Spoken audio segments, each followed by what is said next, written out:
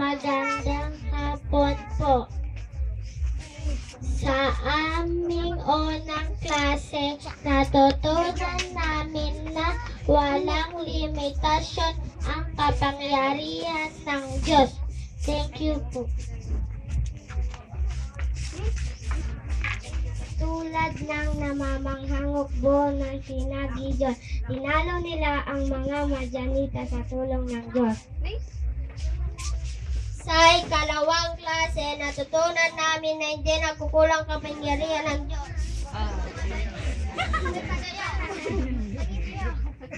Tulad ng pagkilos ng Diyos kay Reyna Esther,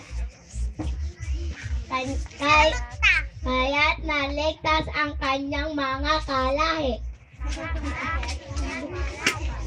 Sa ikatlong pag-aaral namin, natutunan namin na hindi nayayanig ang kapangyarihan ng Diyos.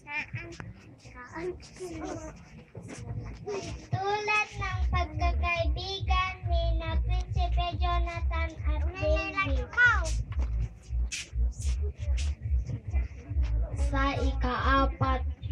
Sa ikaapat naman, natutunan namin na walang kondisyon ang kapangyarihan ng Diyos.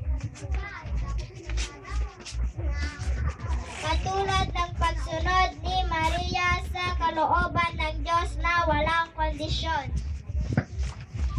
Sa aming huling klase, natutunan namin na hindi kayang dagiin ang kapangyarihan ng Diyos kahit sino man. At siya